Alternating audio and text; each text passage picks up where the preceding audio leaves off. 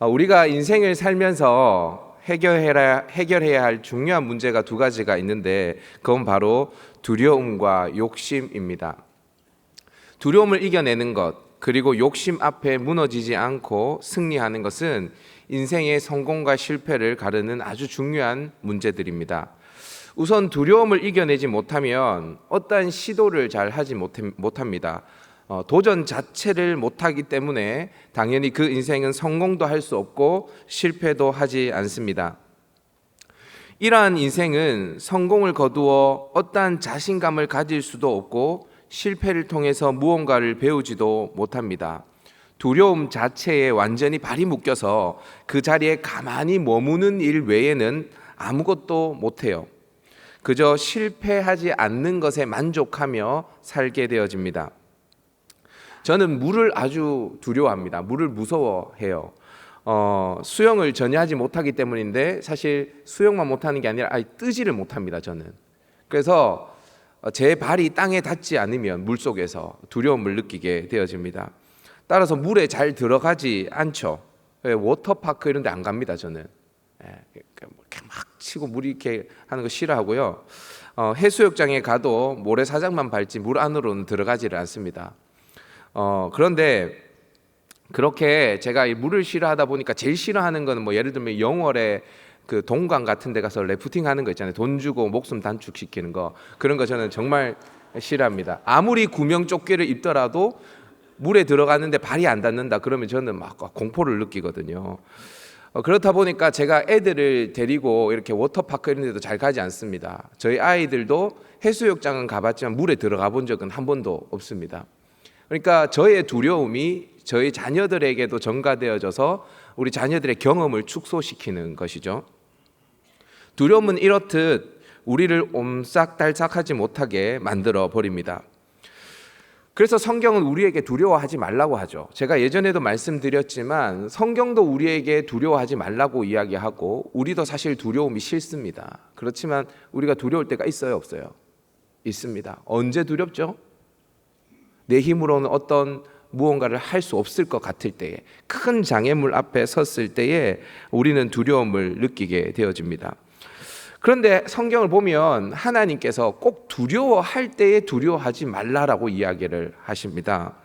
키가 장대한 아낙 자손이 떡 앞에 서 있는데 그때 하나님이 두려워하지 말라고 이야기를 하십니다. 넘어갈 수 없을 만큼 요단강 물이 넘실거리는데 그때 하나님께서 두려워하지 말라고 하십니다. 그리고 말씀하세요. 들어가서 그 땅을 취하라고 이야기를 하십니다. 그들과 싸우라고 이야기를 하십니다. 우리의 등을 떠밀어 버려요. 그리고 난 다음에 두려워서 순종하지 않으면 불순종했다고 하나님께서 재앙을 내리십니다. 이건 너무 우리를 막대하는 것 아닙니까? 그렇지 않나요? 반대로 성경을 보면 내 힘으로 취할 수 있을 때는 하나님께서 그것을 취하지 말라고 하실 때도 굉장히 많습니다. 전쟁에서 승리했습니다. 전리품을 취할 수 있습니다. 그런데 그것을 취하지 말라고 하십니다. 실제로 이스라엘 백성들이 가나안 땅에 들어가서 처음 무너뜨린 성 여리고성은 전리품이 굉장히 많았어요. 거기에 있는 사람들을 다 죽였으니 그 전리품들은 다 이스라엘 백성들의 것이었습니다. 거기에는 엄청난 은금 패물이 있었습니다. 그런데 하나님께서 거기에 있는 은금 패물 단 하나도 건들지 말라고 이야기를 하십니다. 다 하나님의 곳간에 드리라고 이야기를 하세요. 아니, 내 눈앞에 금덩어리가 있습니다. 내 눈앞에 은덩어리가 있어요. 보석이 있습니다. 가지고 싶지 않겠습니까? 다 가지겠다는 것도 아니에요. 한두 개만 가지고 싶지 않겠습니까? 근데 하나님 그걸 금지하십니다. 그리고 난 다음에 그걸 가진 사람을 죽여버려요. 실제로 아간이라는 사람이요, 시날산의 아름다운 외투 한 벌과 은 200세겔 그리고 금 50세겔 되는 한 덩어리의 금을 가졌습니다. 근데 이 아간을 죽이는데 아간만 죽이는 게 아니라 그 집 사람들을 다 골골짜기해서 죽여버립니다. 사울이라는 왕은요, 아말렉과의 전쟁에서 승리를 거둡니다.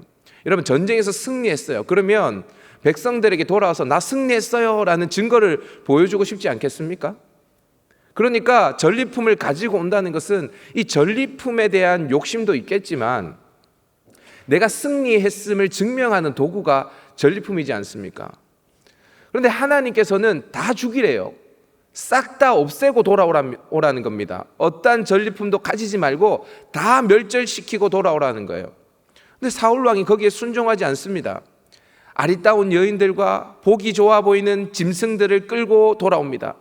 그때 사무엘 선지자가 나타나더니 왜 불순종하냐는 것입니다. 왜 불순종하냐는 거예요. 아니 여러분, 조금 가지고 와서 그거 나 하겠다는 것도 아니고 백성들 나눠줄 수도 있는 거지 않습니까? 근데 하나님께서 그것을 명령하시면서 뭐라고 이야기하시냐면 너의 왕권을 빼앗아서 다른 사람에게 줄 것이다 라고 이야기를 합니다. 여러분, 그거 살려왔다고, 그거 조금 욕심을 냈다고 하나님께서 왕권을 옮겨버려요. 여러분, 이렇듯 욕심을 제어하지 않을 때 하나님은 알짜롭습니다. 욕심은 내 인생이 쌓아놓은 수많은 것들을 한 방에 날려버릴 수도 있습니다. 성경에서도 욕심이 잉태하여 죄를 낳고 죄가 장성한 즉 사망을 낳는다라고 이야기를 하죠. 그래서 어쩌면 인생의 위기는 두려울 때가 아니라 어쩌면 유혹 앞에서 욕심이 치솟을 때가 위기라고 할 수도 있을 것입니다. 여러분, 그런데요, 두려움을 이겨내는 것도 쉽지 않고 욕심을 이겨내는 것도 쉽지 않습니다. 저는 개인적으로 두려움보다 욕심을 이겨내는 게 더 쉽지 않더라고요. 아무튼 둘 다 쉬운 일은 아닙니다. 근데 이것을 우리가 해결해야 합니다.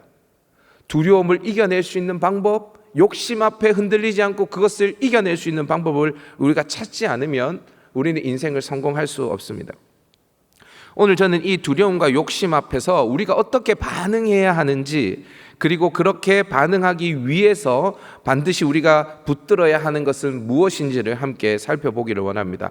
여러분, 오늘 말씀을 통해서 우리의 인생의 가장 큰 숙제, 두려움과 욕심을 정복할 수 있는 저와 여러분 될 수 있기를 축복합니다. 자, 그러면 우선 두려움 앞에서 우리가 어떻게 반응해야 하는가, 저를 한번 따라해 보도록 하십시다. 두려움을 돌파하라. 오늘 본문 신명기 말씀은요, 모세가 이스라엘 백성들에게 전해준 말씀이에요. 그런데 이 이스라엘 백성들은 광야 1세대들이 아니라 광야 2세대들이었습니다. 이스라엘 백성들 광야 1세대들은 광야에서 이미 다 죽었어요. 그리고 요단 동편에는 광야 2세대들이 있습니다. 이들에게 모세는 이스라엘의 역사를 먼저 회고하면서 그들에게 이야기를 합니다. 이스라엘 백성들은 출애굽한 지 40년 만에 이 요단 동편에 도착하게 되어졌습니다. 이제 약속의 땅 가나안을 목전에 두고 있습니다. 이들이 광야에서 40년을 방황한 이유가 무엇이었냐면 바로 이 두려움 때문이었습니다. 과거 38년 전에 가데스 바네아에서 정탐꾼들이 가나안 땅을 정탐할 때에 그 땅을 보고 그 땅에 사는 백성들을 보고 두려워했습니다. 그래서 자기들은 메뚜기 같다라고 이야기를 하게 되어지죠. 이 두려움에 빠져서 가나안 정복을 포기하게 되어집니다. 그 대가로 광야를 전전하게 되어집니다. 그렇게 광야 1세대들이 하나님의 말씀대로 광야에서 다 죽습니다. 여러분 한번 확인을 해봤으면 좋겠는데 신명기 2장 13절 14절입니다. 다 같이 한번 읽어보도록 할까요? 시작. 이제 너희는 일어나서 세렛시내를 건너가라 하시기로 우리가 세렛시내를 건넜으니 가데스 바네아에서 떠나 세렛시내를 건너기까지 38년 동안이라. 이때에는 그 시대의 모든 군인들이 여호와께서 그들에게 맹세하신 대로 진영 중에서 다 멸망하였나니. 여러분, 세렛시내는요 모압과 에돔 사이에 흐르는 강입니다. 에돔과 모압 사이에 흐르는 강이에요. 이 강을 건널 때의 광야 1세대들은 다 어떻게 되었다고요? 다 죽었다. 이제 광야 1세대들 다 광야에서 죽은 거예요. 다 정리가 되어졌습니다. 이제 광야 2세대들의 역사입니다. 이들이 에돔과 모압을 지나고 요단 동편에 도착했을 때에 광야 1세대들이 가나안 땅에 사는 백성들을 보며 두려워했던 것처럼 이들에게도 두려워하는 존재가 있었습니다. 가나안 정복을 포기할 수도 있었습니다. 그 존재가 누구냐면요, 헤스본 왕 시온과 바산 왕 옥이라는 사람입니다. 아모리 왕 시온이라고도 이야기하고 헤스본 왕 시온이라고 하는데 또 이 바산 왕 옥의 나라가 있었어요. 이 두 나라가 떡하니 버티고 있었습니다. 신명기 2장 26절에서 28절을 보면 이스라엘 백성들이 사자를 헤스본 왕 시온에게 먼저 보냅니다. 그리고 말을 해요. 뭐라고 이야기하냐면 너의 땅 통과하게 좀 해주라. 너희 길을 통과할 때에 너희 땅에서 양식과 물을 우리가 돈을 주고 값을 주고 사 먹겠다라고 이야기를 합니다. 싸우겠다라고 이야기한 게 아니라 통과하게 해달라라고 이야기를 합니다. 그런데 여러분 2장 30절을 보면 헤스본 왕 시온이 이것을 허락하지 않습니다. 그리고 싸우려고 군사들을 이끌고 나오게 되어집니다. 또 다른 대적이 있습니다. 오늘 본문 신명기 3장 1절을 보면 바산 왕 옥이라는 사람이 이스라엘 백성들과 싸우려고 또 전쟁에 나오게 되어집니다. 근데 여러분 이 헤스본 왕 시온과 바산 왕 옥의 나라는요, 여러분 대단한 나라들입니다. 지금 유물들이 다 발견되어지고 있는데 거기에 있었던 성읍과 거기에 있었던 철기 문화들 이런 것들을 보면요, 과거 이스라엘 백성들이 광야 1세대들이 가나안 땅에 들어가서 헤브론 성을 정탐했잖아요. 거기에 아낙 자손들이 있었지 않습니까? 그거보다 더 견고한 성이었다는 것을 알 수 있습니다. 벌써 60개의 성읍이 발견되어졌어요. 성벽의 두께가 9m가 넘습니다. 문짝의 두께가 45cm가 넘는 엄청난 견고한 성읍이었습니다. 그러한 성읍 앞에 서 있는 거예요. 이 나라들은요 철기 문화를 가지고 있었어요. 3장 11절에 보면요 바산 왕 옥의 침상은 철침상이었다라고 이야기합니다. 철침상, 발음이 잘 안 되네요.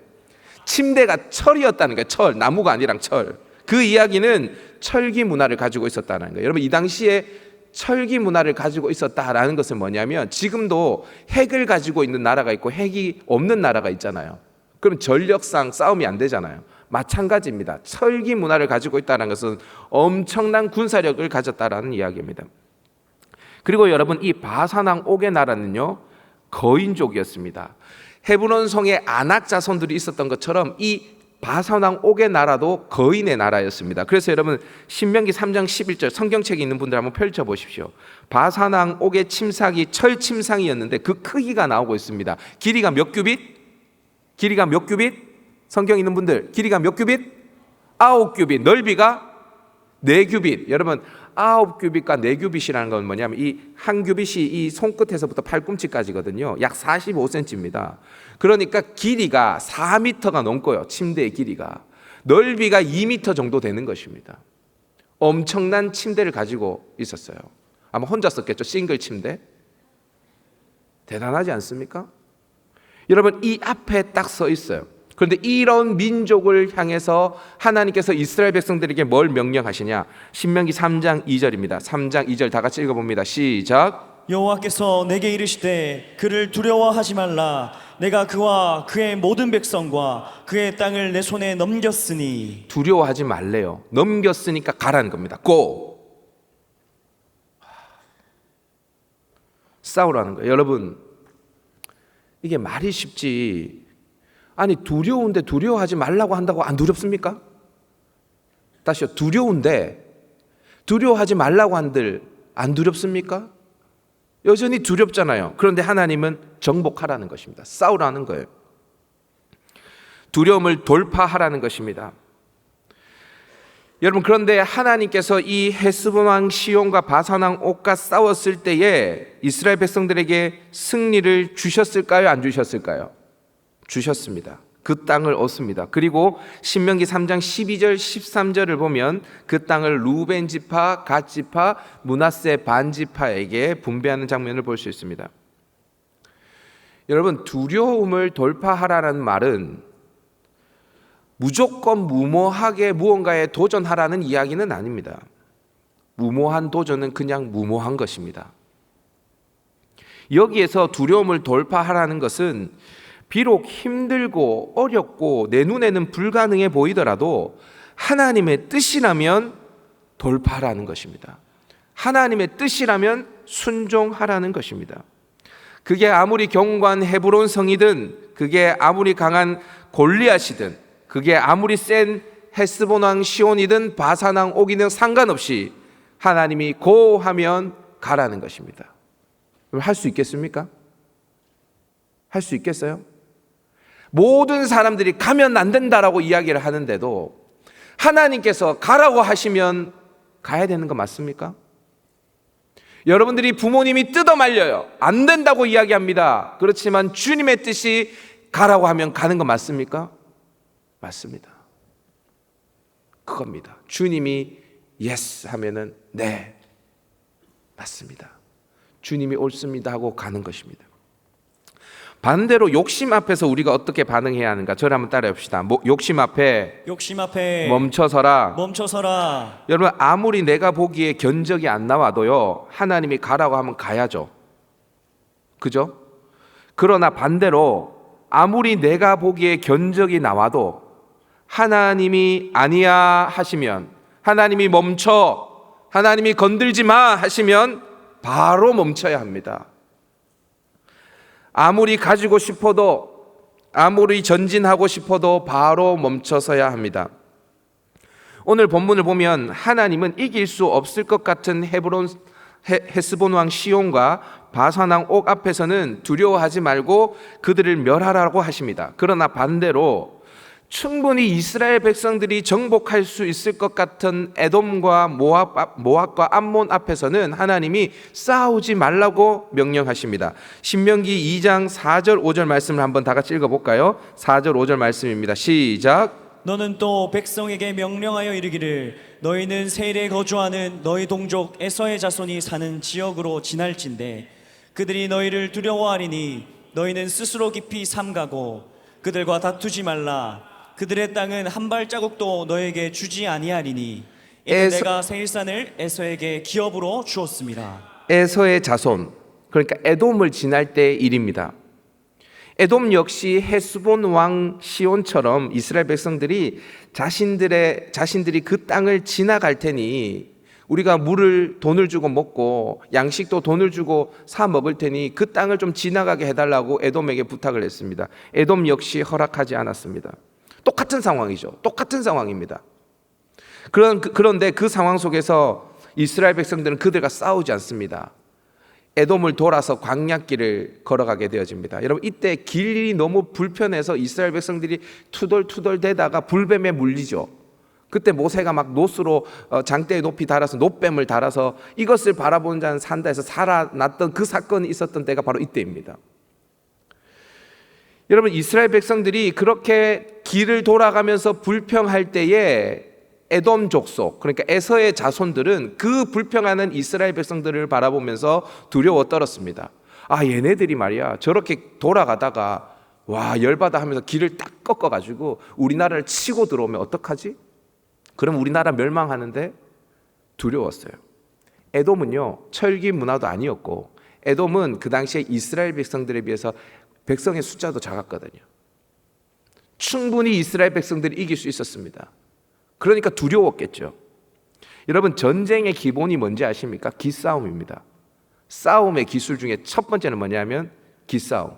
그래서 선빵을 날리는 게 싸움을 승리할 수 있는 기술이죠. 근데 여러분, 이때가 찬스인데 하나님께서 그들과 싸우지 말라라고 이야기를 합니다. 이렇게 이야기합니다. 스스로 깊이 삼가고 그들과 다투지 말라. 그들의 땅은 한 발자국도 너희에게 주지 아니하리니 이는 내가 세일산을 에서에게 기업으로 주었습니다. 이 말이 무슨 말입니까?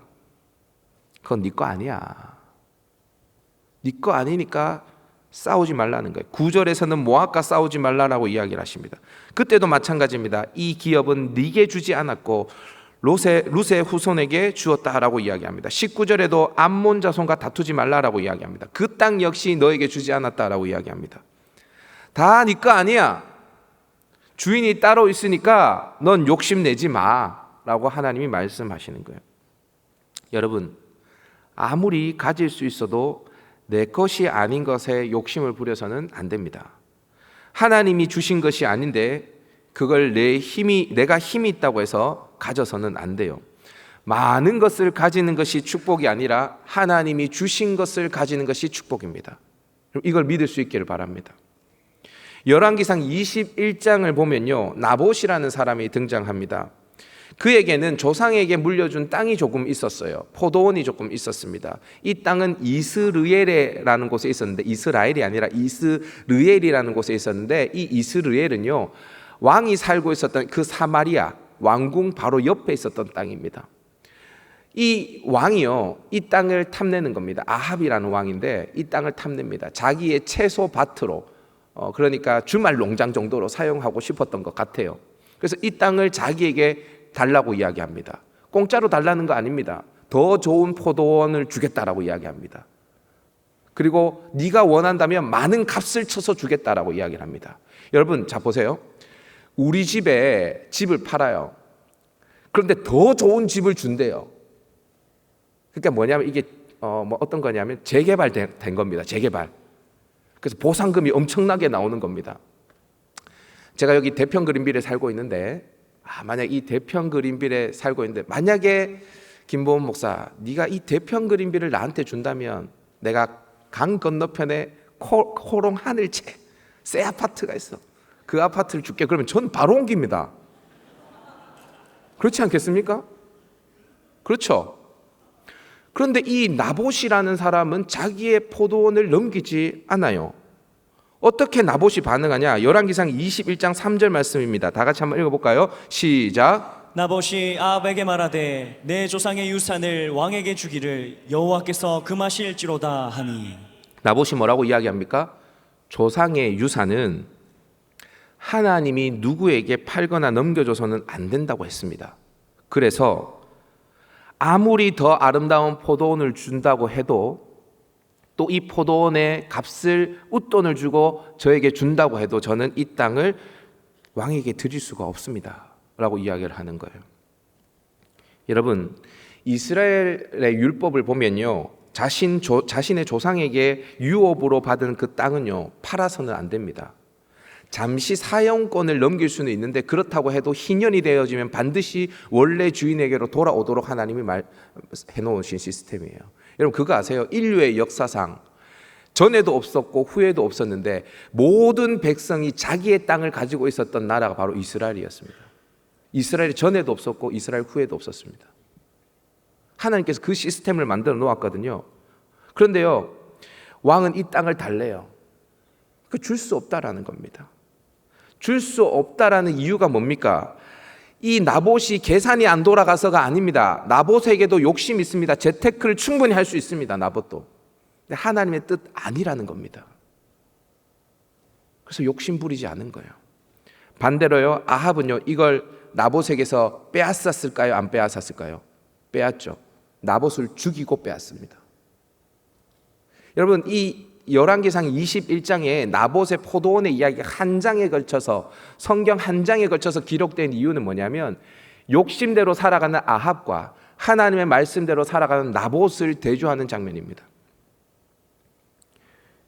여러분, 이스라엘 백성들이 하나님이 싸우지 말라고 한 이 에돔, 모압, 암몬과 싸웠을까요? 안 싸웠을까요?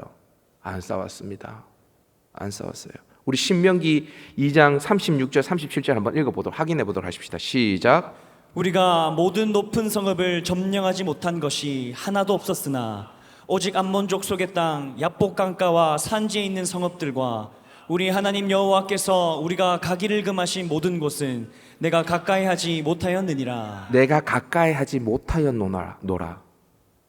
이게 무슨 말입니까? 여러분, 헤스본 왕 시온과 바산 왕 옥의 땅을 다 멸하였습니다. 그 땅을 다 취하였습니다. 점령하지 못한 것이 하나도 없었다라고 이야기합니다. 모든 땅을 다 취하였습니다. 그런데 암몬 가까이 가서는 멈춰섰습니다.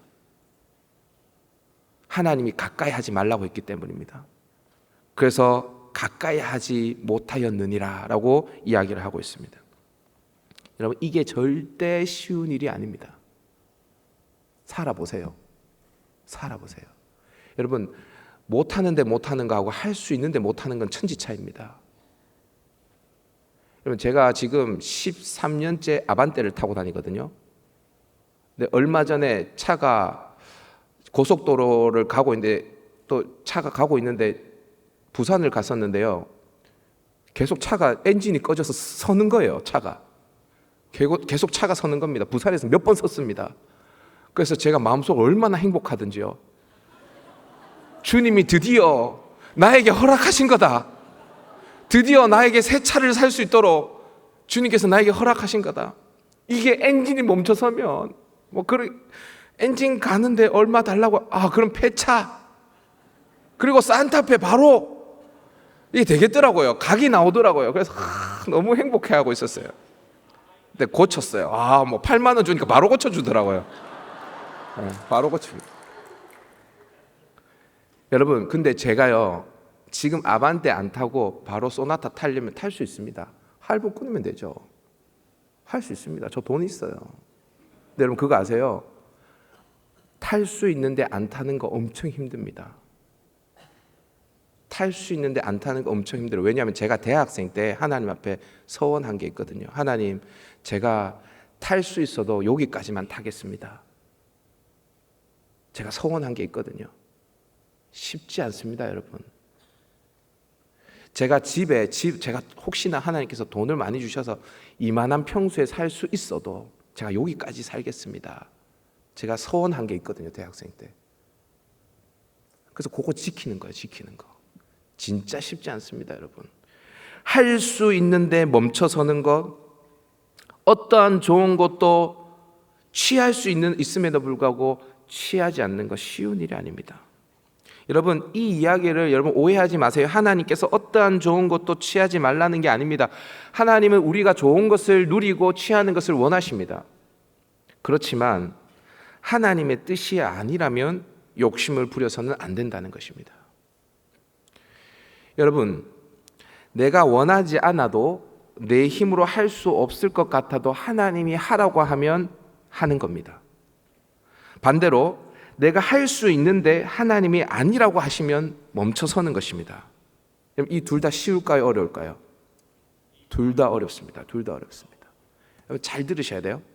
오늘의 핵심 포인트입니다. 자, 그러면 어떻게 이 두려움을 돌파하고 어떻게 이 욕심 앞에 멈춰설 수 있을까 하는 것입니다. 저를 한번 따라해 봅시다. 하나님의 성품을 바라보라. 성품을 바라보라. 여러분, 다시 말씀드리지만 두려움도 욕심도 우리의 힘으로는 이겨낼 수가 없습니다.